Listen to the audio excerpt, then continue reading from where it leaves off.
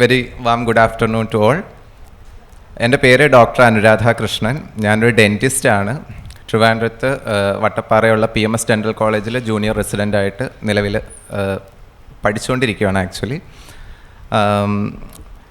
പിന്നെ കേരളത്തിലെ LGBT മൂവ്മെൻറ്റ്സിൻ്റെ ഭാഗമായിട്ട് കഴിഞ്ഞൊരു 10 വർഷമായിട്ട് 2014 ഞാൻ LGBT കമ്മ്യൂണിറ്റി ആയിട്ടൊരു എക്സ്പോഷറിൽ വരുന്നത്. ആദ്യമായിട്ട് മെഡിക്കൽ എഡ്യൂക്കേഷൻ്റെ ഭാഗമായിട്ട് എൻ്റെ നാട്ടിൽ നിന്ന് ട്രിവാൻഡ്രത്തേക്ക് ഷിഫ്റ്റ് ചെയ്യുമ്പോഴാണ് ഞാൻ ആദ്യമായിട്ട് ട്രാൻസ്ജെൻഡർ വ്യക്തികളെയൊക്കെ, അന്ന് ട്രാൻസ്ജെൻഡർ എന്നുള്ളൊരു ടേംസ് ഒന്നും അന്ന് യൂസ് ചെയ്യുന്നില്ല, പക്ഷേ അങ്ങനെയുള്ള വ്യക്തികളെയൊക്കെ കാണുന്നതും ആഹാ ഞാൻ മാത്രമല്ല ഇവിടെ ഇങ്ങനെയുള്ളത് എന്നുള്ളൊരു വലിയ റിയലൈസേഷൻ കിട്ടുന്ന ഒരു ബ്യൂട്ടിഫുൾ ഇയർ ആയിരുന്നു 2014 എന്ന് പറയുന്നത്. സെയിം ഇയറിലാണ് ഹിസ്റ്റോറിക്കായിട്ടുള്ള നൽസ ജഡ്ജ്മെൻ്റ് ഒക്കെ വന്നിട്ടുള്ളത്. അപ്പോൾ അതിനുശേഷം ഇങ്ങോട്ടുള്ളൊരു 10 വർഷം വളരെ സംഭവബഹുലമായ വർഷങ്ങളായിരുന്നു ഉണ്ടായിട്ടുണ്ടായിരുന്നത്. എന്തായാലും ഈ ഒരു പരിപാടിയുടെ ഭാഗമാകാൻ സാധിച്ചതിലും ഇവിടെ വന്ന് സംസാരിക്കാനും എന്നെ ക്ഷണിച്ചതിലൊക്കെ ഞാൻ വളരെയധികം വളരെ പ്രൗഡാണ് ആക്ച്വലി. ഇങ്ങനെ വേദികൾ കിട്ടുന്നത്, ഒരു ട്രാൻസ്ജെൻഡർ വ്യക്തി എന്ന ഐഡൻറ്റിറ്റിയിൽ നിന്ന് സംസാരിക്കാൻ പറ്റുന്നത് സത്യത്തിൽ ഭയങ്കര സന്തോഷമുള്ളൊരു കാര്യമാണ്. ആക്ച്വലി എനിക്കിന്നിവിടെ പറയാൻ കിട്ടിയിട്ടുള്ള topic on discussion is transgender health care as A legal entitlement എന്നുള്ളതാണ്. അപ്പം ട്രാൻസ്ജെൻഡർ വ്യക്തികളുടെ ഹെൽത്ത് കെയറുമായിട്ട് ബന്ധപ്പെട്ട് നമ്മൾ പറയുമ്പോൾ ഹെൽത്തും ഈ ട്രാൻസ്ജെൻഡർ ഐഡൻറ്റിറ്റി അല്ലെങ്കിൽ ട്രാൻസ്ജെൻഡർ വ്യക്തികളുടെ അസ്തിത്വം തമ്മിൽ വളരെ നമുക്ക് സെപ്പറേറ്റബിൾ ആയിട്ടുള്ള ഒരു ബന്ധം തന്നെയുണ്ട്. കാരണം ട്രാൻസ്ജെൻഡർ വ്യക്തികളുടെ മൂവ്മെൻറ്റ്സ് അല്ലെങ്കിൽ കേരളത്തിലെ അല്ലെങ്കിൽ ഇന്ത്യയിലെ തന്നെ ട്രാൻസ്ജെൻഡർ വ്യക്തികളൊക്കെ ഒരു കളക്റ്റീവ് എന്ന നിലയിലേക്ക് വരുന്നതൊക്കെ സെക്സ് വർക്കേഴ്സിൻ്റെ മൂവ്മെൻറ്റ്സിലൂടെയും അതേപോലെ തന്നെ HIV പ്രിവെൻഷൻ, അതുപോലെയുള്ള MSM മെൻ ഹാവിങ് സെക്സ് വിത്ത് മെൻ, അങ്ങനെയുള്ള ഒരുപാട് HIV സീറോ സർവൈലൻസ് പ്രോജക്റ്റുകളുടെ ഭാഗമായിട്ടാണ് ഞങ്ങളെപ്പോലെയുള്ള മനുഷ്യർക്ക് ആദ്യമായിട്ടൊരു കളക്റ്റീവ്നെസ് ഒക്കെ ഉണ്ടാവുന്നത്. അപ്പോൾ ഞങ്ങൾ ആദ്യം തന്നെ രോഗവാഹികളാക്കി അങ്ങ് മാറ്റിക്കൊണ്ടാണ് ഇവിടുത്തെ സിസ്റ്റം ഞങ്ങളെപ്പോലെയുള്ള മനുഷ്യരുടെ ഐഡൻറ്റിറ്റി അക്നോളജ് ചെയ്യാൻ തുടങ്ങിയത് തന്നെ. അതുകൊണ്ട് തന്നെ ഹെൽത്തുമായിട്ട് വളരെ മാറ്റി നിർത്താൻ പറ്റാത്ത ഒരു ബന്ധം കേരളത്തിലെ LGBT മനുഷ്യർക്കും അതേപോലെ തന്നെ ഹെൽത്ത് ഡിപ്പാർട്ട്മെൻറ്റുകൾക്കൊക്കെ ഉണ്ട്. അപ്പോൾ ഇത്തരത്തിൽ ഞങ്ങളെ ആ ഒരു രീതിയിൽ അക്നോളജ് ചെയ്ത് തുടങ്ങിയപ്പോൾ ഉണ്ടായ പ്രശ്നം എന്താണെന്ന് വെച്ച് കഴിഞ്ഞാൽ ഇപ്പോഴും അത് തന്നെയാണ് തുടർന്നുകൊണ്ടിരിക്കുന്നത്. ട്രാൻസ്ജെൻഡർ എന്ന് പറയുമ്പോൾ അല്ലെങ്കിൽ ഹോമോസെക്ഷൽ, ഗേ എന്നൊക്കെ പറയുമ്പോൾ പെട്ടെന്ന് ആളുകൾ സ്ട്രൈക്ക് ചെയ്യുന്നത് HIV, AIDS അങ്ങനെയൊക്കെയുള്ള ഒരു വളരെ ആ പ്രിമിറ്റീവായിട്ടുള്ള കൺസെപ്റ്റിലേക്ക് തന്നെ ഒതുക്കിക്കൊണ്ട് ഞങ്ങളുടെ ഹെൽത്ത് കെയർ നീഡ്സിനെ ഇപ്പോഴും HIV പ്രൊജക്ട്സിലേക്കൊക്കെ മാത്രം ഒതുക്കി നിർത്തുന്ന ഒരു സിറ്റുവേഷൻസാണ് ഇപ്പോഴും പ്രിവെയിൽ ചെയ്തുകൊണ്ടിരിക്കുന്നത്. Already legal frameworks, health related legal frameworks ആയിട്ട് ബന്ധപ്പെട്ട് റെസ്പെക്റ്റഡ് ചെയറും അതേപോലെ തന്നെ പ്രിയപ്പെട്ട കൂട്ടുകാരി പത്മലക്ഷ്മി ഒക്കെ സംസാരിച്ചു കഴിഞ്ഞു. അപ്പോൾ എനിക്ക് കൂടുതലായിട്ടും ലീഗാലിറ്റി പറ്റിയേക്കാൾ പറയാനുള്ള അറിവില്ല. ഒന്നാമത്തെ കാര്യം, ഞാൻ കംപ്ലീറ്റ്ലി ഫ്രം മെഡിക്കൽ ബാക്ക്ഗ്രൗണ്ടാണ്. അതുകൊണ്ട് തന്നെ ഞാൻ കുറച്ചുകൂടി മെഡിക്കൽ ആൻഡ് സോഷ്യോളജിക്കൽ റിലേറ്റഡ് ആയിട്ടാണ് സംസാരിക്കാൻ ആഗ്രഹിക്കുന്നത്, അതുമായി ബന്ധപ്പെട്ട കുറച്ച് കാര്യങ്ങളും. അപ്പോൾ നമ്മൾ already legal and health related ആസ്പെക്ട്സിലേക്ക് വരുമ്പോൾ എങ്ങനെ നമുക്ക് ട്രാൻസ്ജെൻഡർ വ്യക്തികളുടെ ഹെൽത്ത് റൈറ്റ്സിനെ ലീഗലി എൻറ്റൈറ്റിൽ ചെയ്യാം എന്ന് പറയുമ്പം കേരളത്തിലെ അല്ലെങ്കിൽ ഇന്ത്യയിലെ ട്രാൻസ്ജെൻഡർ പോപ്പുലേഷൻ എപ്പോഴും കടപ്പെട്ടിരിക്കുന്ന അല്ലെങ്കിൽ എപ്പോഴും ഞങ്ങളെ ഒരു സപ്പോർട്ട് പോലെ തന്നുകൊണ്ടിരിക്കുന്ന ഇവിടുത്തെ ലെജിസ്ലേഷനും അതേപോലെ തന്നെ അതിലുപരി ജുഡീഷ്യറിയാണ്. എന്തൊരു ആവശ്യത്തിനും ഇപ്പോൾ ഞങ്ങൾക്ക് ടോയ്ലറ്റ് വേണമെങ്കിൽ ജുഡീഷ്യറിയെ സമീപിക്കണം, ഞങ്ങൾക്ക് റിസർവേഷൻ വേണമെങ്കിൽ ജുഡീഷ്യറിയെ സമീപിക്കണം, എന്ത് വേണോ ഞങ്ങളുടെ ലൈഫിൽ എന്ത് വേണമെങ്കിലും അത് കോടതി പോയി വാങ്ങിയെടുക്കേണ്ട ഒരു സിറ്റുവേഷനാണ് നിലവിലുള്ളത്. അതുകൊണ്ട് തന്നെ ഒരുപാട് വെർഡിക്റ്റുകൾ, ഒരുപാട് ലെജിസ്ലേഷൻസ് ഒക്കെ അതിനെ സംബന്ധിച്ച് വന്നിട്ടുണ്ടെങ്കിലും ഇതൊക്കെ വരുന്നതല്ലാതെ ഓൺ എഫക്റ്റ് ഇംപ്ലിമെൻ്റ് ചെയ്യുന്നതിലേക്ക് വരുമ്പോൾ എല്ലായിടത്തും ഒരു ഗേറ്റ് കീപ്പിംഗ് നമുക്ക് കാണാൻ പറ്റും. അതിനപ്പുറത്തേക്ക് അത് പോകുന്നില്ല. പല ജഡ്ജ്മെൻറ്റ്സ് വരുന്നു. ഇപ്പോൾ നൽസ വന്നു, നൽസ വളരെ കോംപ്രഹെൻസീവായിട്ടൊരു ജഡ്ജ്മെൻറ്റ് കൊണ്ടുവന്നു. പക്ഷേ സെൻട്രൽ ഗവൺമെൻറ് അതിനെ ഒരുപാട് ഡൈല്യൂട്ട് ചെയ്ത് വളരെ കൺസ്ട്രിക്റ്റ് ആക്കി ഒരു ആക്ട് കൊണ്ടുവന്ന് നൽസ ജഡ്ജ്മെൻറ്റിനെ എന്താ പറയുക കടത്തി വെട്ടിക്കൊണ്ട് വീണ്ടും ട്രാൻസ്ജെൻഡർ മനുഷ്യരുടെ ലീഗൽ റൈറ്റ്സിനെ കുറേ കൂടി ഒപ്രസ് ചെയ്യാണ് ഉണ്ടായിട്ടുള്ളത്. സോ ഈ ലീഗൽ റൈറ്റ്സ് അല്ലെങ്കിൽ എന്തുകൊണ്ടാണ് ട്രാൻസ്ജെൻഡർ വ്യക്തികൾക്ക് ഈ പറയുന്ന ലീഗൽ റൈറ്റ്സിനെ പറ്റിയും അല്ലെങ്കിൽ ജുഡീഷ്യൽ ഇതിനെപ്പറ്റിയൊക്കെ കൂടുതൽ അവെയർ ആവേണ്ടി വരുന്നത്. അതായത് ഒരു മിനിമം ഒരു ഉദാഹരണം ഞാൻ പറയുകയാണെങ്കിൽ, നമ്മൾ ജീവിക്കുന്ന ഈ സൊസൈറ്റിയിൽ ഇവിടുത്തെ സിസ്റ്റം അല്ലെങ്കിൽ ജുഡീഷ്യറി അപ്രോപ്രിയേറ്റ് ചെയ്യാതെ ഞങ്ങളെപ്പോലെയുള്ള മാർജിനലൈസ്ഡ് ആയിട്ടുള്ള കമ്മ്യൂണിറ്റിക്ക് എക്സിസ്റ്റ് ചെയ്യാൻ പറ്റില്ല എന്നുള്ളതാണ് വളരെ സങ്കടകരമായിട്ടുള്ളൊരു വസ്തുത. അത് പറയാൻ കാരണം, വെൻ അൽസ ജഡ്ജ്മെൻറ്റ് കെയിം, അല്ലെങ്കിൽ എപ്പോഴാണോ ഞങ്ങൾ അല്ലെങ്കിൽ ട്രാൻസ്ജെൻഡർ പോപ്പുലേഷൻ ഇന്ത്യയിലെ ഒരു കോൺസ്റ്റിറ്റ്യൂഷണലി വാലിഡ് ആയിട്ടുള്ള ഒരു ജെൻഡർ ഐഡൻറ്റിറ്റി ആയിട്ട് ക്ലെയിം ചെയ്യപ്പെട്ടത്, അപ്പോഴത്തേക്ക് എവിടെ നിന്നില്ലാതെ കുറേ പാർട്ടിക്കാരും കുറേ സർക്കാരും എല്ലാവരും കൂടി വന്നിട്ട് ഞങ്ങൾ നിങ്ങളുടെ പിതൃത്വം ഏറ്റെടുക്കുന്നു എന്ന് പറയുന്ന ഒരു സിറ്റുവേഷനാണ് ഇവിടെ ഉണ്ടായിട്ടുള്ളത്. ഇപ്പോൾ എല്ലാം വരുന്നത് ഞങ്ങൾ ട്രാൻസ് പ്രോഗ്രസീവായിട്ടുള്ള ഗവൺമെൻറ്റാണ്, ഞങ്ങൾ ട്രാൻസ് പ്രോഗ്രസീവായിട്ടുള്ള സർക്കാരാണ്. അങ്ങനെ അതിനു മുമ്പെയൊക്കെ ഇവിടെ സെക്സ് വർക്കേഴ്സ് ആയിട്ടുള്ളവരും അല്ലെങ്കിൽ ഒരു ഗതിയും ഇല്ലാതെ അടികൊണ്ടും, ഇപ്പം കഴിഞ്ഞ സെഷനിലുണ്ടായ ചോദ്യം പോലെയാണ്, മരിക്കും അല്ലെങ്കിൽ അടി കിട്ടുമെന്ന് ഉറപ്പിച്ച് തന്നെ സ്വന്തം ഐഡൻറ്റിറ്റി പറഞ്ഞ് വന്ന് അത്രയും നാൾ പോരാടിയ മനുഷ്യരുടെയൊക്കെ എക്സിസ്റ്റൻസിനെ വളരെ റദ്ദ് ചെയ്യുന്ന രീതിയിലാണ്. അപ്പോൾ ചരിത്രം പരിശോധിക്കുകയാണെങ്കിൽ ഇന്ത്യയിൽ വളരെ സിസ്റ്റമാറ്റിക്കലി വളരെ സ്ട്രക്ചറലി ഒപ്രസ് ചെയ്ത് അല്ലെങ്കിൽ ഓസ്ട്രസൈസ് ചെയ്ത് കൊണ്ടുവന്ന ഒരു കമ്മ്യൂണിറ്റിയാണ് എൻ്റെ കമ്മ്യൂണിറ്റി എന്ന് പറയുന്നത്. അതിന് ഉദാഹരണം പറയാനാണെങ്കിൽ ക്രിമിനൽ ട്രൈബ്സ് ആക്ട്, സെഞ്ചുറീസ് നൂറ്റാണ്ടുകളുടെ ബ്രിട്ടീഷ് ഭരണത്തിലൂടെ കൊണ്ടുവന്നൊരു നിയമമാണ് ക്രിമിനൽ ട്രൈബ്സ്. ട്രാൻസ്ജെൻഡർ വ്യക്തി, അന്ന് ട്രാൻസ്ജെൻഡർ ഇല്ല, ഇവിടുത്തെ ഹിജ്റ അതുപോലെയുള്ള കമ്മ്യൂണിറ്റികളെ കൃത്യമായി എടുത്തു പറഞ്ഞ് ഇവർ ക്രിമിനൽസ് ആണ് ജസ്റ്റ് ബിക്കോസ് ഓഫ് അവർ ഐഡൻറ്റിറ്റി, വേറെ ഒന്നുമല്ല, ഇവർ ക്രിമിനൽസ് ആണ് എന്ന് പറഞ്ഞുകൊണ്ട് ഒരു ആക്ട് കൊണ്ടുവരുന്നു. അതിനുശേഷം IPC 377 പോലെയുള്ള വളരെ വിക്ടോറിയൻ മൊറാലിറ്റി അത്രയും എംബഡഡ് ആയിട്ടുള്ള നിയമങ്ങളെ കൊണ്ടുവന്ന് ഞങ്ങളെ അങ്ങ് ഇല്ലാണ്ടാക്കി കളയുക. എന്നിട്ടും ബ്രിട്ടീഷ് അനന്തര ഇന്ത്യ അല്ലെങ്കിൽ സ്വാതന്ത്ര്യാനന്തര ഇന്ത്യയിൽ മറ്റ് പല ഈ ക്രിമിനൽ ട്രൈബ്സ് ആക്ടിൽ പെടുന്ന പല ട്രൈബ്സ് ഉണ്ടായിരുന്നു. ഇപ്പം നമ്മളിപ്പോൾ പറയുന്ന SC ST അങ്ങനെയുള്ള അതിലേക്ക് പല കാറ്റഗറി ഓഫ് പീപ്പിളും അതിൽ ഉൾപ്പെട്ടിരുന്നു. അവരെയൊക്കെ കോൺസ്റ്റിറ്റ്യൂഷനിൽ പൊക്കിക്കൊണ്ടുവന്നപ്പോഴും ട്രാൻസ്ജെൻഡർ അല്ലെങ്കിൽ ഞങ്ങളെപ്പോലെയുള്ള നോൺ ബൈനറി ഐഡൻറ്റിറ്റിയിൽ പെടുന്ന മനുഷ്യർക്കൊന്നും അവിടെ ഒരു സ്പെസിഫിക് മെൻഷനോ കാര്യങ്ങളോ ഒന്നും കിട്ടിയില്ല. വീണ്ടും 2014 വരെ വരേണ്ടി വന്നു ഹിസ്റ്റോറിക് നൽസയിലൂടെ ഒരു തേർഡ് കാറ്റഗറി ഓഫ് ജെൻഡർ. ഞാൻ തേർഡ് ജെൻഡർ എന്ന സ്റ്റേറ്റ്മെൻറ്റ് വായിക്കാൻ ആഗ്രഹിക്കാത്തൊരു വ്യക്തിയാണ്. തേർഡ് കാറ്റഗറി ഓഫ് ജെൻഡർ ആയിട്ട് റെക്കഗ്നൈസ് ചെയ്യപ്പെട്ടു എന്ന് സ്വയം വായിച്ച് ആശ്വസിക്കുന്ന ഒരാളാണ് ഞാൻ. മേ ബി തേർഡ് ജെൻഡർ എന്ന് തന്നെയായിരിക്കും അവർ ഉദ്ദേശിച്ചിട്ടുണ്ടാവുക. അപ്പോൾ അങ്ങനെ ഉദ്ദേശിക്കുമ്പോൾ അവർക്ക് തന്നെ ഒരു കോൺട്രഡിക്ഷൻ തോന്നുന്നില്ല എന്നുള്ളത്. ആർട്ടിക്കിൾ 14 പറയുന്നു ഇക്വാളിറ്റി, അവിടെ ജെൻഡറിന് വേറെ 1, 2, 3 എന്നുള്ളൊരു ഹൈറാർക്കി ആവശ്യമില്ല. പക്ഷേ ഇതെല്ലാം ഉള്ളവർ തന്നെ വീണ്ടും ഒരു തേർഡ് ജെൻഡർ എന്ന് പറയുമ്പോൾ അതിൻ്റെ ഒരു യുക്തി വളരെ മനസ്സിലാവാത്തൊരു സിറ്റുവേഷനാണുള്ളത്. ഞാൻ എൻ്റെ ടോപ്പിക്കിലേക്ക് കുറച്ചുകൂടി പ്രിസൈസായിട്ട് വന്നു കഴിഞ്ഞാൽ, ആക്ച്വലി ഹെൽത്ത് കെയർ റൈറ്റ്സ് ഞാൻ ഓൾറെഡി പറഞ്ഞു വളരെ സെപ്പറബിൾ ആയിട്ടുള്ള ഇൻഫ്ലുവൻസ് ആണ് ട്രാൻസ്ജെൻഡർ വ്യക്തികളുടെ ലൈഫിലുള്ളത്. The Transgender Person Act 2019 mandates that the government ensure medical facilities provide care to trans person and review medical curricula to address the health needs of transgender person. These provisions are in line with the observation in NALSA, wherein the Supreme Court pointed out that discrimination against trans person is especially pronounced in field such as healthcare. Health ഫീൽഡിലാണ് ഏറ്റവും കൂടുതലായിട്ട് transgender വ്യക്തികൾക്ക് ഡിസ്ക്രിമിനേഷനും സ്റ്റിഗ്മയും അനുഭവപ്പെടുന്നതെന്ന് വളരെ വളരെ എന്താണ് പറയുക, തല താഴ്ത്തിക്കൊണ്ടൊരു medical ഫീൽഡിൽ നിന്നുള്ള ഒരാളെന്ന നിലയിൽ എനിക്ക് പറയുന്നതിൽ പ്രശ്നമില്ല. കാരണം അതാണ് സത്യാവസ്ഥ. വളരെ എലീറ്റായിട്ടുള്ള ഒരു പ്രൊഫഷണൽ സ്പേസാണ് ഹെൽത്ത് കെയർ പ്രൊഫഷൻ എന്ന് പറയുന്നത്. അവിടെ ഒരു ചേഞ്ച് കൊണ്ടുവരിക എന്ന് പറഞ്ഞാൽ വളരെ ബുദ്ധിമുട്ടാണ്. വളരെ ഹൈറാർക്കിയലായിട്ടുള്ള സ്ട്രക്ചർ സിസ്റ്റം എല്ലാം ഉള്ള ഒരു സ്ഥലമാണ്. അവിടെ നമുക്ക് ഈ ഒരു ഡിസ്കോഴ്സസ് കൊണ്ടുവരിക എന്ന് പറയുന്നത് വളരെ ബുദ്ധിമുട്ടുള്ള കാര്യമാണ്. പക്ഷെ ചെറിയ രീതിയിലെങ്കിലും ഇപ്പോൾ അത് നടക്കുന്നുണ്ട് എന്നുള്ളത് ഭാവിയിലേക്കുള്ളൊരു ശുഭപ്രതീക്ഷയായിട്ട് കാണുകയാണ്. എന്തുകൊണ്ടാണ് ഈ പറയുന്ന ഹെൽത്ത് ഫീൽഡ്, ഇപ്പം ലീഗലി പറഞ്ഞ പോലെ തന്നെ ഹെൽത്തും ട്രാൻസ്ജെൻഡർ വ്യക്തികളെ ചരിത്രപരമായിട്ട് വളരെയധികം ബുദ്ധിമുട്ടിച്ചിട്ടുള്ളവരാണ്. കാരണം ട്രാൻസ്ജെൻഡർ ഐഡൻറ്റിറ്റി ആയിക്കോട്ടെ, ഹോമോസെക്ഷുവാലിറ്റി ആയിക്കോട്ടെ, വളരെ റിഗ്രസീവായിട്ട് പത്തോളജൈസ് ചെയ്ത് ഇതിനെ മാറ്റിയെടുക്കാൻ പറ്റുന്ന ഒരു സാധനമാണെന്ന രീതിയിൽ ചികിത്സിച്ച് വന്നിട്ടുള്ള ഒരു സിസ്റ്റമാണ് വേൾഡ് വൈഡ് ഞങ്ങൾ അനുഭവിച്ചിട്ടുള്ളത്.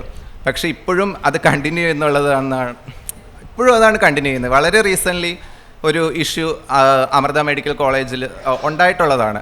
അപ്പോഴും ആ ഡോക്ടർ ഒരിക്കലും അക്കൗണ്ടബിൾ ആവുന്നില്ല എന്നത് വളരെ സങ്കടകരമായിട്ടുള്ളൊരവസ്ഥയാണ്.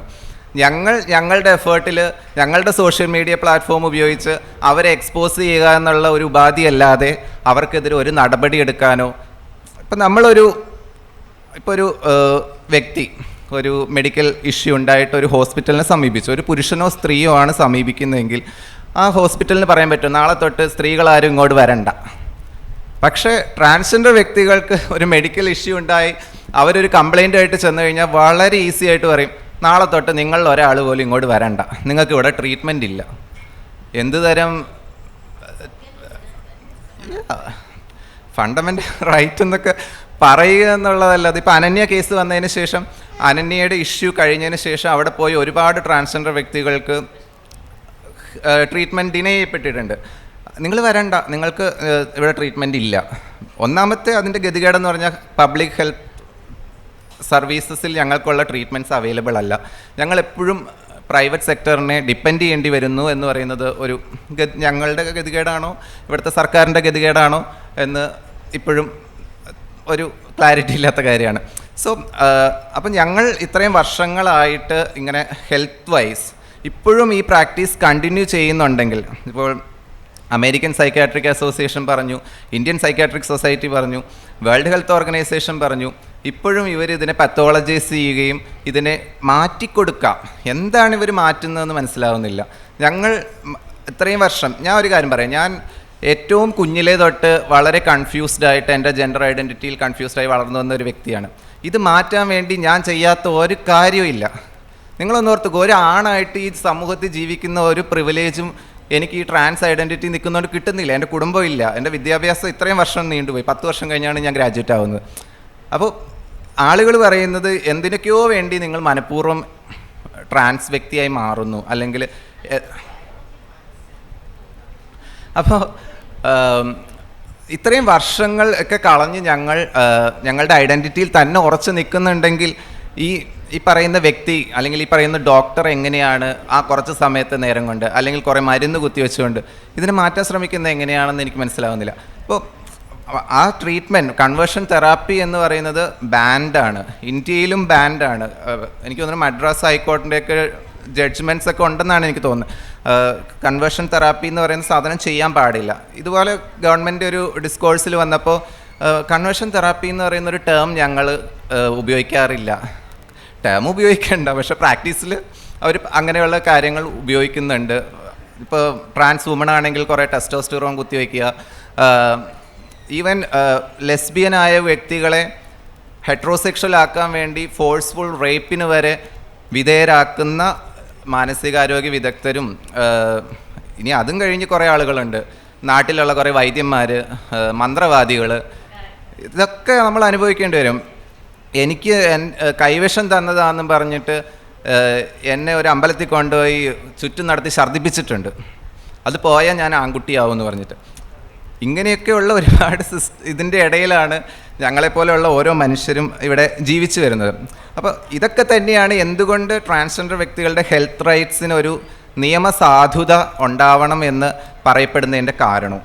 നമുക്കറിയാം, ഓൾറെഡി മാം പറഞ്ഞു, ആർട്ടിക്കിൾ 21 പോലെയുള്ള വളരെ സ്ട്രോങ് ആയിട്ടുള്ള ജൂറിസ്പ്രുഡൻസ് ഉള്ളപ്പോഴും നമ്മൾ എന്താ ചെയ്തുകൊണ്ടിരിക്കുന്നത്, ഇപ്പോഴും ട്രാൻസ്ജെൻഡർ വ്യക്തികളുടെ ഹെൽത്ത് കെയറുമായിട്ട് റിലേറ്റ് ചെയ്ത് വളരെ വളരെ മെല്ലെപ്പൊക്ക് അല്ലെങ്കിൽ വളരെ തണുത്ത നിലപാടാണ് ഇവിടുത്തെ സിസ്റ്റത്തിനുള്ളത്.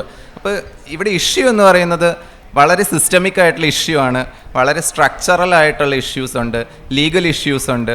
ഈ തരത്തിലുള്ള പല ലെയറുകളിൽ പല തലങ്ങളിൽ കിടക്കുന്ന ഇഷ്യൂ ആയതുകൊണ്ട് തന്നെ ഇതിനെ സോർട്ട് ഔട്ട് ചെയ്യുക എന്ന് പറയുന്നതും അത്രയും ടയറിങ് ആയിട്ടുള്ള, അത്രയും എഫേർട്ട് വേണ്ടുന്ന ഒരു കാര്യം കൂടിയാണ്.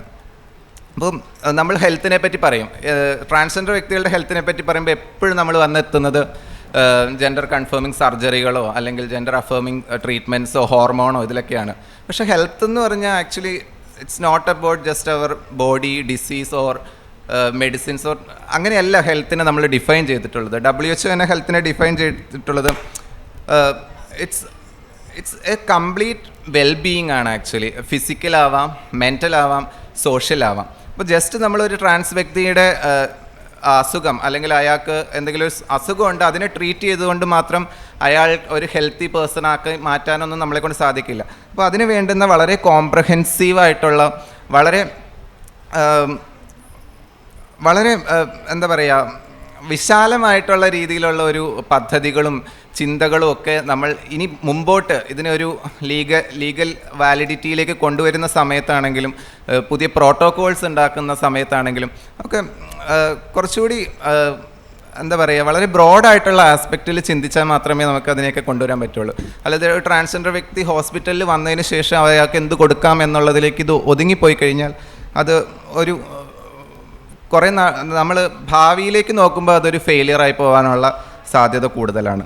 So when we talk about the health rights of trans people, we cannot limit it merely into the physical or surgical aspects of the health needs. We need a holistic approach that ensure physiological, mental and social well-being of the person. So it is very important to note that when we entitle healthcare as a legal or right-based provision, we need a comprehensive as well as holistic approach. അത് നമ്മളിനി മുമ്പോട്ട് ഇതിനെപ്പറ്റി ചിന്തിക്കുന്ന സമയത്ത് വളരെയധികം ശ്രദ്ധിക്കേണ്ട ഒരു കാര്യം കൂടിയാണ്. ഞാൻ പറയാൻ ഉദ്ദേശിച്ചത് ഇപ്പം നിലവിൽ ഹെൽത്ത് ഫീൽഡിൽ നിന്ന് ഞങ്ങൾ കൂടുതലായിട്ട് അനുഭവിക്കുന്ന കുറേ പ്രശ്നങ്ങൾ അതിനെ ഒന്ന് ജസ്റ്റ് ഇത് ചെയ്തിട്ടുണ്ട്. മെയിനായിട്ടും എപ്പോഴും പറയുന്ന സ്റ്റിഗ്മ, ഡിസ്ക്രിമിനേഷൻ എന്നുള്ളൊരു കാര്യം അത് നമ്മളെപ്പോഴും ഇങ്ങനെ കാഷ്വലായിട്ട് പറഞ്ഞു പോകുന്നുണ്ടെങ്കിലും എല്ലാത്തിൻ്റെയും ബേസ് വരുന്നത് ഈ ഞങ്ങൾക്ക് ഇതിനോട് അപ്രോച്ച് ചെയ്യാനുള്ള റെസിസ്റ്റൻസിൽ നിന്നും അവിടെ നിന്ന് ഞങ്ങൾ നേരിടുന്ന തിരസ്കരണങ്ങളിൽ നിന്നൊക്കെ തന്നെയാണ്. സോ അതിനപ്പുറത്തേക്ക് വരുമ്പോൾ വളരെ എക്സ്ക്ലൂഷണറി ആൻഡ് കൾച്ചറലി ഇൻകോമ്പിറ്റൻ്റ് ആയിട്ടുള്ള ഹെൽത്ത് സർവീസസ് ആണ് ഇവിടെ ഉള്ളത്. പിന്നെ gate keeping and pathologizing of gender incongruence from health providers. ഇപ്പോൾ പുതിയ ICD 11 വരുമ്പോൾ ജെൻഡർ ഇൻകോൺഗ്രുവൻസ് എന്ന് പറയുന്ന ടെർമിനോളജികളൊക്കെ യൂസ് ചെയ്യുന്നുണ്ട്. പക്ഷെ അത് ഇന്ത്യയിൽ നിലവിൽ വന്നിട്ടില്ല. Limited access to health care due to high demand and restricted resources. അതാണ് ഇവിടെയൊക്കെയാണ് ഗവൺമെൻറ്റിന് കൃത്യമായിട്ട് ആക്ട് ചെയ്യാൻ പറ്റുന്നത്. സ്കിൽഡ് ആയിട്ടുള്ള പ്രൊഫഷണൽസിനെ പ്രൊവൈഡ് ചെയ്യുക എന്നുള്ളത്. അവർക്ക് സ്കില്ലില്ലെങ്കിൽ സ്കില്ല് കൊടുക്കുക. ഇവിടുത്തെ മെഡിക്കൽ കരിക്കുലം ജെൻഡർ കോമ്പീറ്റൻ്റ് അല്ല. ഇവിടുത്തെ മെഡിക്കൽ കരിക്കുലം പഠിച്ചിട്ട് ഒരാൾക്കും ട്രാൻസ്ജെൻഡർ വ്യക്തികളെ മനസ്സിലാക്കാനോ ട്രാൻസ്ജെൻഡർ വ്യക്തികൾക്ക് വേണ്ട ഹെൽത്ത് കെയർ കൊടുക്കാനോ പറ്റത്തില്ല. പക്ഷേ അതിലൊക്കെ ആക്ട് ചെയ്യാനായിട്ട് ഇവിടുത്തെ ഡിപ്പാർട്ട്മെൻറ്റ്സിന് സാധിക്കും. ഒരു ഹെൽത്ത് നിയമം കൊണ്ടുവരുന്ന സമയത്ത് അല്ലെങ്കിൽ ഒരു ട്രാൻസ്ജെൻഡർ ഹെൽത്തിന് ഒരു നിയമസാധുത കൊണ്ടുവരുന്ന സമയത്ത് ഏറ്റവും ഇമ്പോർട്ടൻ്റ് ആയിട്ട് കൊടുക്കേണ്ട കാര്യമാണ് മെഡിക്കൽ കരിക്കുലം കോമ്പീറ്റൻ്റ് ആക്കുക എന്ന് പറയുന്നത്. അതർവൈസ് പഠിക്കുന്നവർ മനസ്സിലാക്കി പഠിച്ചില്ല അല്ലെങ്കിൽ കാര്യഗൗരവത്തോടെ പഠിച്ചില്ലെങ്കിൽ അവരുടെ പ്രാക്ടീസിലും അത് ഉണ്ടാവാൻ പോകുന്നില്ല. Then limited access to gender transition treatments. അതും സെയിം ആണ്. കേരളത്തിൽ തന്നെ കോട്ടയം മെഡിക്കൽ കോളേജിൽ മാത്രമേ ജെൻഡർ ട്രാൻസിഷൻ ട്രീറ്റ്മെൻറ്റ്സ് കൊടുക്കുന്നുള്ളൂ. ബാക്കി എല്ലായിടത്തും ട്രാൻസ്ജെൻഡർ എന്ന് പറഞ്ഞ് ബേസിക് ട്രീറ്റ്മെൻറ്റ്സ് പോലും കൊടുക്കാൻ ബുദ്ധിമുട്ടുന്ന ഒരവസ്ഥയാണുള്ളത്. ഹോർമോൺ തെറാപ്പി ആണെങ്കിലും even mental health care. Trivandrum medical കോളേജിൽ ഡിപ്രഷൻ, ആങ്സൈറ്റി ഇഷ്യൂസൊക്കെ ആയിട്ട് ഒരിക്കൽ പോകുന്ന സമയത്ത് അവിടുത്തെ PGs തന്നെ എന്നോട് പറഞ്ഞു, ഇവിടുത്തെ സൈക്കോളജിസ്റ്റിനെ കാണണ്ട കേട്ടോ, ഇവർ ട്രാൻസ്ജെൻഡർ ഫ്രണ്ട്ലി അല്ല, അതുകൊണ്ട് നിങ്ങൾ കാണണ്ട. അതെങ്ങനെയാണ് പറയാൻ പറ്റുക എന്നുള്ളതാണ്. ട്രാൻസ്ജെൻഡർ ഫ്രണ്ട്ലി അല്ല എന്ന് ചൂസ് ചെയ്യാനുള്ളൊരു ഓപ്ഷൻ ഉണ്ടാവാൻ പാടില്ല. ഫ്രണ്ട്ലി ആയിരിക്കണം, അത് അങ്ങനെ തന്നെ വേണം എന്നുള്ളതാണ്. ഇപ്പം ഞങ്ങൾ സ്ത്രീ വിരുദ്ധരാണെന്ന് പ്രഖ്യാപിക്കുന്ന പോലെയാണ്. ഒരു വ്യക്തിയുടെ ബേസിക് റൈറ്റ്സിനെ ഇത്ര ഈസി ആയിട്ട് ഡിനൈ ചെയ്യാൻ പറ്റുന്നുണ്ടെങ്കിൽ അത് ഞങ്ങളെപ്പോലെയുള്ള ഏറ്റവും മാർജിനലൈസ്ഡ് ആയിട്ടുള്ള ഇൻവിസിബിൾ ആയിട്ടുള്ള ട്രാൻസ്ജെൻഡർ വ്യക്തികളുടെയൊക്കെ കേസിലായിരിക്കും. അത്രയും സിമ്പിളായിട്ടാണ് ഞങ്ങളെ പറ്റത്തില്ല, പൊക്കോ, ഞങ്ങൾക്ക് അവിടെ തിരിച്ച് വഴക്കുണ്ടാക്കുക, അടിയുണ്ടാക്കുക എന്നുള്ളപ്പുറം ഒരാക്ഷൻ അവിടെ ഉണ്ടാവാറില്ല എന്നുള്ളതാണ്. അതേപോലെ ലിമിറ്റഡ് കെയർ സ്പെഷ്യലിസ്റ്റ്, പല സ്പെഷ്യലിസ്റ്റുകളും അവൈലബിൾ അല്ല. എൻഡോക്രൈനോളജിസ്റ്റ് ആണെങ്കിലും ജെൻഡർ ട്രാൻസിഷൻ സർജറീസ് ചെയ്യുന്നവരാണെങ്കിലും അതേപോലെ തന്നെ ക്യൂർ അഫർമേറ്റീവ് കൗൺസിലിംഗ് കൊടുക്കുന്ന സൈക്കോളജിസ്റ്റുകളാണെങ്കിലും ഭയങ്കര വിരളമായിട്ട് വിരലിൽ എണ്ണാവുന്ന രീതിയിലൊക്കെയാണ് ഉള്ളത്. Then limited access and incompetent psychological support services. അതാണിപ്പോൾ ഞാൻ പറഞ്ഞത്. മാനസികമായിട്ടുള്ള പ്രശ്നങ്ങൾ വളരെയധികം അലട്ടുന്ന വ്യക്തികളാണ് ഞങ്ങളെല്ലാവരും. ഞങ്ങളുടെ ചൈൽഡ്ഹുഡ് തൊട്ടുണ്ടായിട്ടുള്ള പ്രശ്നങ്ങൾ. അത് ഞങ്ങളുടെ കാരണം കൊണ്ടൊന്നുമല്ല. അപ്പം ഞാൻ കുട്ടിക്കാലത്ത് ഫെമിനൈനായിട്ട് നടന്നതിൻ്റെ പേരിൽ എൻ്റെ ചുറ്റുമുള്ളവരെന്നെ കളിയാക്കിയതിന് ഞാൻ എന്ത് ചെയ്യാനാണ്? ഞാൻ എൻ്റെ പരമാവധി ശ്രമിച്ചു മാസ്കുലിനായിട്ട് നടക്കാൻ, എന്നെക്കൊണ്ട് പറ്റുന്നില്ല. അങ്ങനെ നടന്നിട്ടും വീണ്ടും പറയുന്നു. ഇപ്പം ഞാൻ ഞാൻ ഇതാന്ന് പറയുമ്പോൾ നിനക്ക് അങ്ങനെ പറയാൻ പാടില്ല, നീ ആൺകുട്ടിയാന്ന് വീണ്ടും അവരെന്നെ പഠിപ്പിക്കുന്നു. അത്രയും നാൾ അവരെന്നെ ചാന്തുപെട്ടെന്ന് വിളിച്ചുകൊണ്ട് കടന്നു. ഇപ്പോഴും എൻ്റെ നാട്ടിൽ പോകുമ്പോൾ അങ്ങനെ വിളിക്കുന്നതോട് ഞാൻ പറയാം, ഞാൻ ചാന്തുപെട്ട, നിനക്ക് വല്ലതും ചെയ്യാനുണ്ടോ? അങ്ങനെ പറയരുത്, അതൊക്കെ തമാശയായിട്ട് പറഞ്ഞുകൊണ്ടിരുന്നതല്ലേ, അങ്ങനെ വിചാരിക്കരുത്. ഒരു നിലപാടില്ലാത്ത മനുഷ്യരാണ് നമ്മുടെ നാട്ടിൻപുറങ്ങളിലൊക്കെ ഉള്ളത്. Then lack of centralised standard treatment protocol. അത് ഓൾറെഡി കുറേ വർഷങ്ങളായിട്ട് നമ്മൾ പറഞ്ഞു വരുന്നതാണ്. ഒരു ട്രാൻസ്ജെൻഡർ വ്യക്തി ഒരു ക്ലിനിക്കിൽ വന്നാൽ അല്ലെങ്കിൽ ഒരു ഹോസ്പിറ്റലിൽ വന്നാൽ അയാൾ വരുന്നത് തൊട്ട് അവിടെ നിന്ന് പോകുന്നത് വരെ അതിനുശേഷം റിവ്യൂ ഉൾപ്പെടെയുള്ള കാര്യങ്ങൾ എങ്ങനെ ആവരിക്കണം, എങ്ങനെയാണ് അത് നടത്തേണ്ടത് എന്നുള്ളതിന് ഡോക്ടേഴ്സിന് യാതൊരു ഐഡിയ ഇല്ല. അവിടെ അതിനൊരു പ്രോട്ടോക്കോൾ തന്നെ ഉണ്ടാവേണ്ടത് അത്യാവശ്യമാണ്.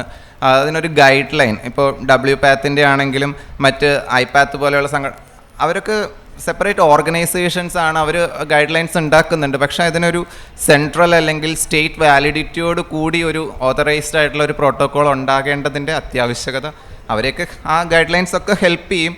പക്ഷേ പുതിയൊരു ഗൈഡ് ലൈൻ ഉണ്ടാവേണ്ട ഒരു ആവശ്യമുണ്ട്. പിന്നെ ലോ ഇൻകം ആൻഡ് അൺഎംപ്ലോയ്മെൻറ്റ്, അത് ഞങ്ങളുടെ കമ്മ്യൂണിറ്റി അനുഭവിക്കുന്ന ഏറ്റവും വലിയ പ്രശ്നമാണ്. തൊഴിലില്ലായ്മ, വരുമാനം ഇല്ലായ്മ, വിദ്യാഭ്യാസം ഇല്ലായ്മ, ഇതുപോലെയുള്ള ഒരുപാട് പ്രശ്നങ്ങൾ ഡേ ടു ഡേ ലൈഫിൽ ഞങ്ങൾ നേരിടുന്നുണ്ട്. അപ്പം ഞങ്ങളെ സംബന്ധിച്ച് ഒരു പ്രൈവറ്റ് ഹോസ്പിറ്റലിൽ പോയിട്ട് സർജറികൾ ചെയ്യാന്ന് പറയുന്നത് ഭയങ്കര ബാധ്യതയാണ് സത്യത്തിൽ. അതിന് വേണ്ടിയിട്ട് പലരും സെക്സ് വർക്കിംഗ് അല്ലെങ്കിൽ ഭിക്ഷാടനം പോലെയുള്ള തൊഴിലുകളിലേക്ക് എത്തിപ്പെടാൻ കാരണം കുട്ടിക്കാലം തൊട്ട് ഇതുവരെയുള്ള കളിയാക്കൽ, നീ ആണാണോ പെണ്ണാണോ, ഒന്നല്ലേ ആണായി ജീവിക്കുക അല്ലെങ്കിൽ പെണ്ണായി ജീവിക്കുക, ഇത് കേട്ട് ഏതെങ്കിലും ഒരു ഐഡൻറ്റിറ്റിയിൽ നിൽക്കാൻ, എസ്പെഷ്യലി ട്രാൻസ് വുമൺ ഐഡൻറ്റിറ്റിയിലുള്ള ആളുകളാണ് കൂടുതലും സെക്സ് വർക്കിങ്ങിലേക്കും ഭിക്ഷാടനത്തിലേക്ക്. അതിനൊരു കൾച്ചറൽ അക്സെപ്റ്റൻസ് തന്നെ ഉണ്ടാക്കി കൊടുത്തു ഈ സൊസൈറ്റി എന്നുള്ളതാണ് ഇന്ത്യയുടെ ചരിത്രത്തിൽ മനസ്സിലാക്കാൻ പറ്റുന്നത്. അപ്പോൾ അത്തരത്തിൽ ഫോഴ്സ്ഫുള്ളി ഞങ്ങൾ അത്തരം തൊഴിലിലേക്ക് പോവുകയും അതിലേക്ക് ഉന്തിവിട്ട സൊസൈറ്റി എന്നെ തിരിഞ്ഞു നിന്നിട്ട് പറയും, നീ അതല്ലേ, നീ ഇതല്ലേ.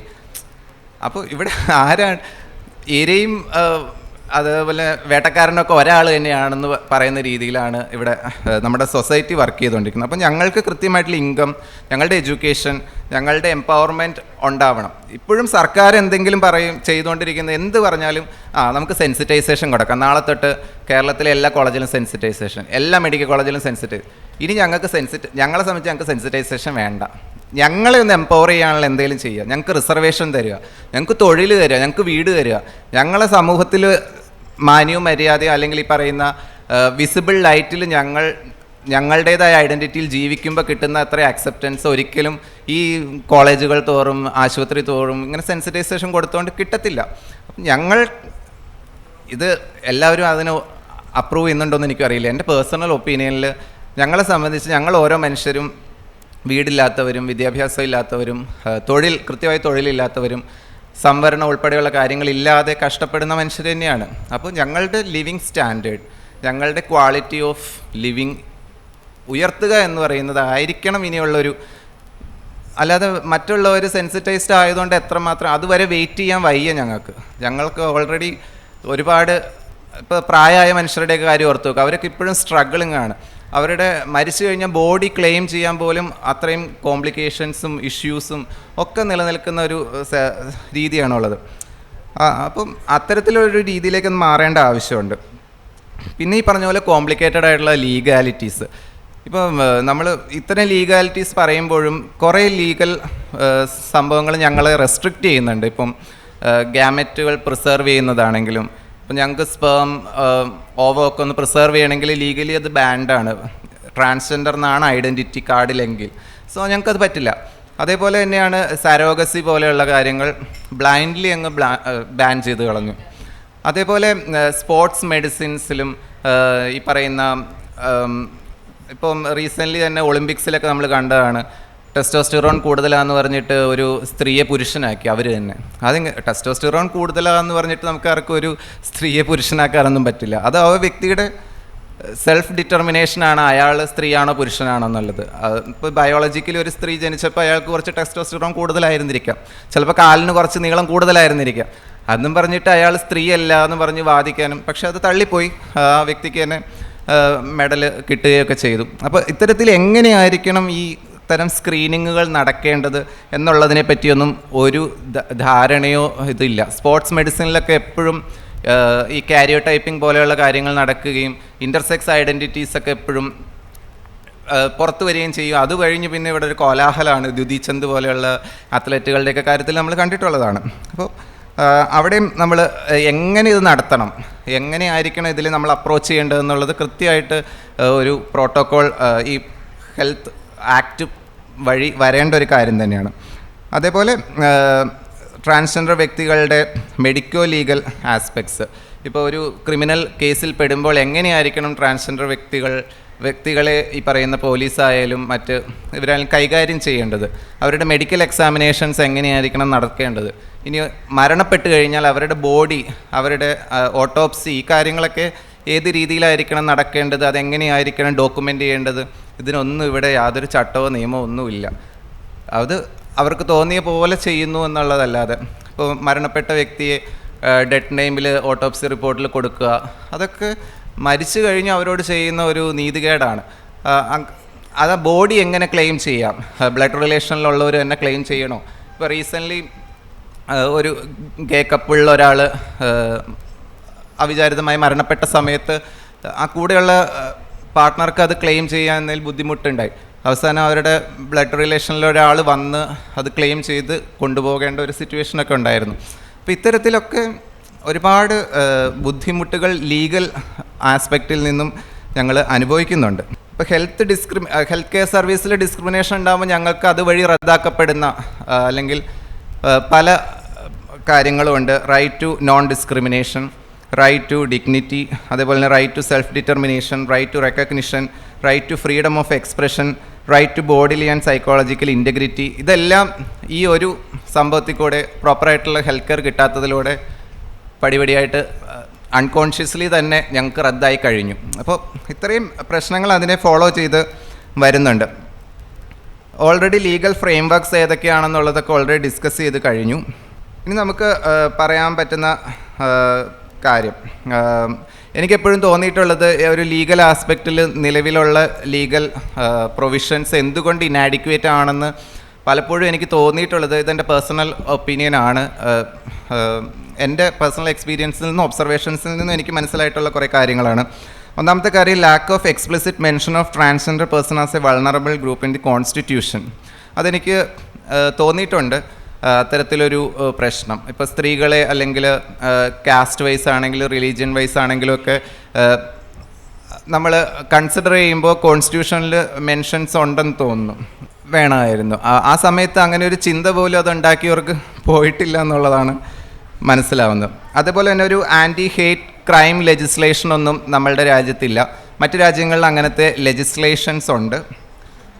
Lack of state endorsed health care guide lines and health policies four transgender population. അത് ഓൾറെഡി പറഞ്ഞു. ഈ പറഞ്ഞ WPATH അല്ലെങ്കിൽ IPATH പോലെയുള്ള ഗൈഡ് ലൈൻസ് ഒക്കെ ഉണ്ടെങ്കിലും നമുക്ക് സ്റ്റേറ്റ് അല്ലെങ്കിൽ സെൻട്രൽ ഒരു ഗൈഡ് ലൈൻ ഇല്ല എന്നുള്ളതൊരു കുറവ് തന്നെയാണ്. പിന്നെ പ്രധാനമായിട്ടുള്ളൊരു കാര്യം, അണ്ടർ റിപ്പോർട്ടിംഗ് ഓഫ് വയലേഷൻസ്. ഇപ്പോൾ മെഡിക്കൽ വയലേഷൻസ് ആണെങ്കിലും ജനറലായിട്ട് നടക്കുന്ന എന്ത് വയലേഷൻസ് ആണെങ്കിലും അത് കൃത്യമായി റിപ്പോർട്ട് ചെയ്യപ്പെടാറില്ല. പലപ്പോഴും റിപ്പോർട്ട് ചെയ്യുമ്പോൾ വാദി പ്രതിയാവുന്ന ഒരു സിറ്റുവേഷൻ ഉണ്ടാവാറുണ്ട്.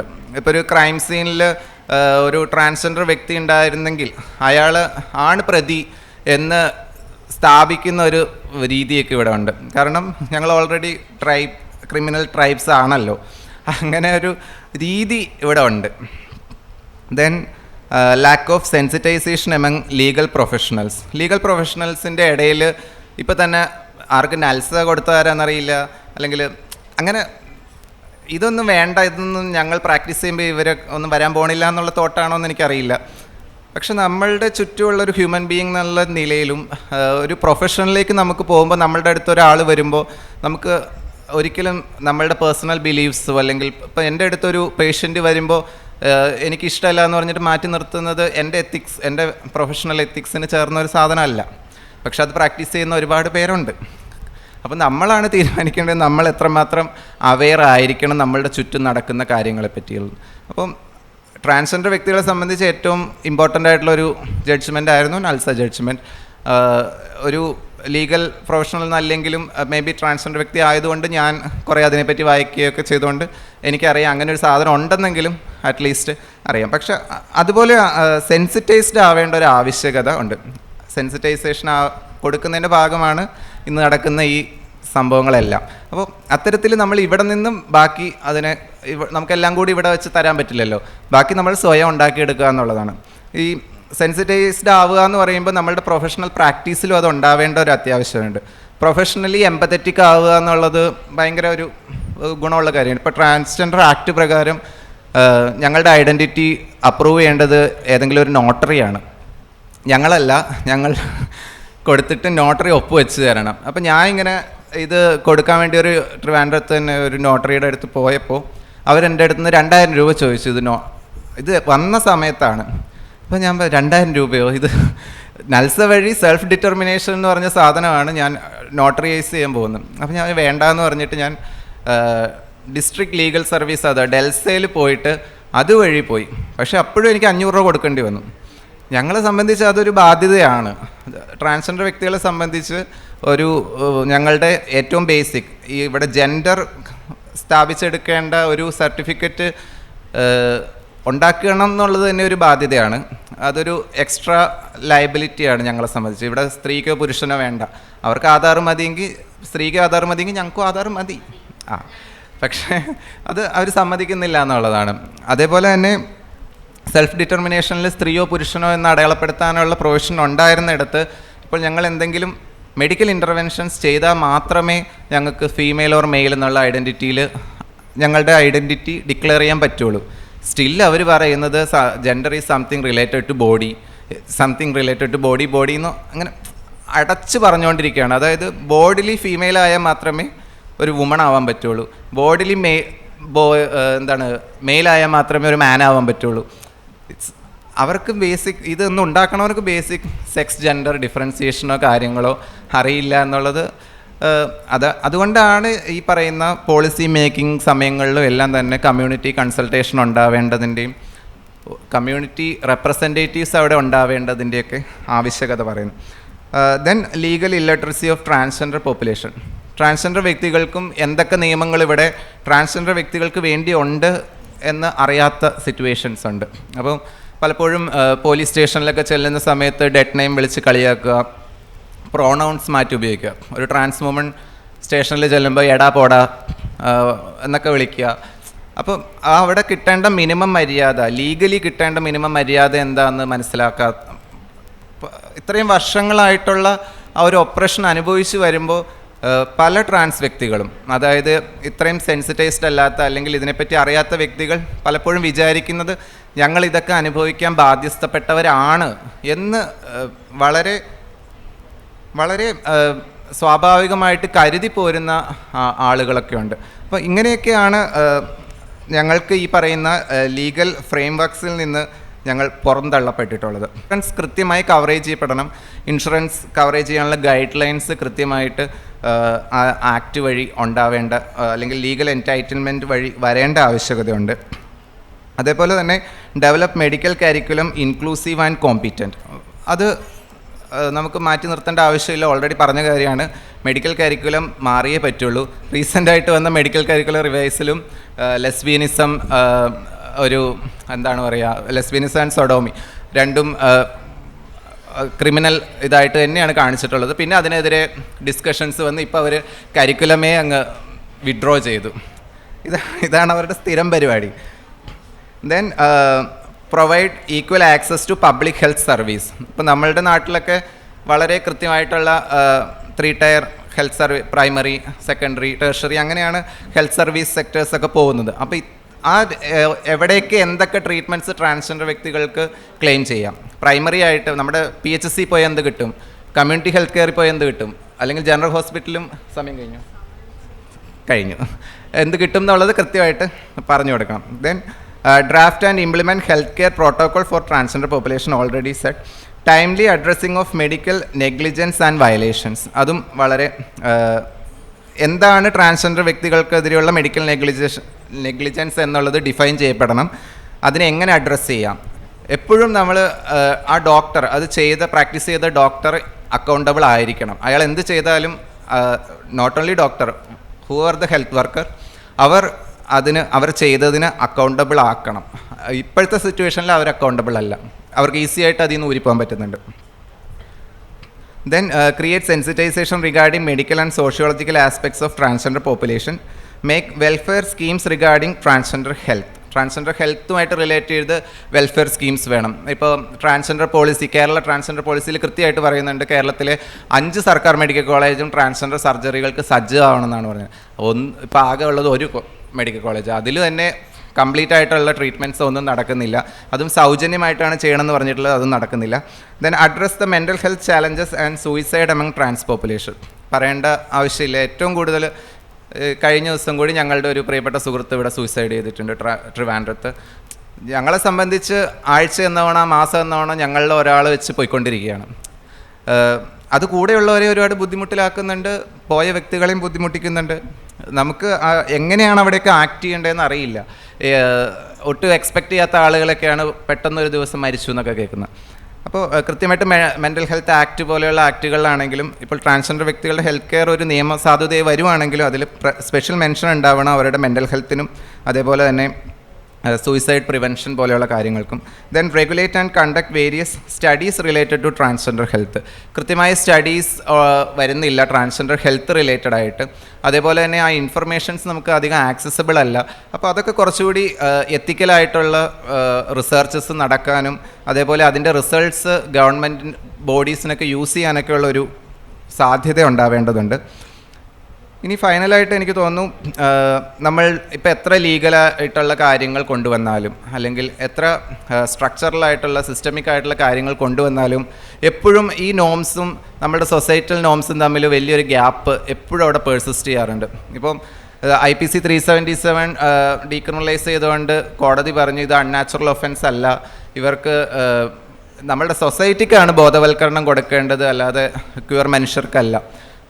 പക്ഷെ ഇപ്പോഴും എവിടെയാണ് നിൽക്കുന്നത്? സ്റ്റിൽ ആ ഒരു പ്രകൃതി വിരുദ്ധ എന്നൊക്കെയുള്ള ടേംസ് ഇപ്പോഴും പലയിടങ്ങളിലും കോട്ട് ചെയ്യപ്പെടുന്നുണ്ട്, യൂസ് ചെയ്യപ്പെടുന്നുണ്ട്. ശരിക്കും അങ്ങനെ ഒരു അൺനാച്ചുറൽ സെക്സ് എന്നൊരു സാധനമൊന്നുമില്ല. എല്ലാം എവറിത്തിങ് ഈസ് നാച്ചുറൽ ആക്ച്വലി. അതിൽ അപ്പുറത്തേക്ക് ഒരു അൺനാച്ചുറാലിറ്റി ഒന്നും ഹോമോസെക്ഷൽ ആയ ആളുകളുടെ സെക്സിലില്ല, അല്ലെങ്കിൽ ട്രാൻസ്ജെൻഡർ വ്യക്തികളുടെ സെക്സിലില്ല. അതിനെയൊന്നും നമ്മൾ ആ രീതിയിലേക്ക് ആക്കേണ്ട കാര്യമില്ല. പക്ഷെ സ്റ്റിൽ അപ്പോൾ നമുക്ക് അവിടെ ഒരു ഇപ്പോൾ ലീഗൽ അല്ലെങ്കിൽ ജുഡീഷ്യലൊക്കെ കൊണ്ടുവരുന്ന വളരെ റെഗുലേറ്ററി ആയിട്ടുള്ളൊരു അപ്രോച്ചാണ്. പക്ഷേ ഈ ഗ്യാപ്പ് ബ്രിഡ്ജ് ചെയ്യണമെങ്കിൽ നമുക്ക് കുറച്ച് സോഷ്യൽ എൻജിനീയറിങ് കൊണ്ടുവരണം. അവിടെയാണ് സോഷ്യൽ വർക്കേഴ്സിൻ്റെ ആവശ്യം. അതേപോലെ തന്നെ നമുക്ക് ഈ പറഞ്ഞ സമൂഹവുമായി കുറച്ചുകൂടി ഇടപെട്ട് പബ്ലിക് ഹെൽത്ത് വർക്കേഴ്സിൻ്റെ ആവശ്യം. നമ്മളുടെ നാട്ടിലെ ആശാ വർക്കർമാർ തൊട്ട് എല്ലാവർക്കും ഇതിലൊരു റോളുണ്ട്. അപ്പം അത്തരത്തിൽ നമ്മളുടെ സിസ്റ്റത്തെ കൊണ്ടുവരാൻ പാകത്തിന് ഒരു ഹെൽത്ത് ആക്ട് അല്ലെങ്കിൽ ഒരു ഹെൽത്ത് ഒരു ലീഗൽ എൻറ്റൈറ്റിൽമെൻറ്റ് സാധുതയിലേക്ക്, അവകാശത്തിലേക്ക് ഞങ്ങളുടെ ഇതിനെ കൊണ്ടുവരണം എന്നുള്ളൊരു അഭിപ്രായം എനിക്കുണ്ട്. ഇത് എന്ന് നടക്കുമോ എന്നൊന്നും എനിക്കറിയില്ല. പലയിടത്തും ഞങ്ങൾ ഇതുപോലെ പലതും സംസാരിക്കാറുണ്ട്. പക്ഷെ നടക്കട്ടെ എന്ന് ആഗ്രഹിക്കുന്നു.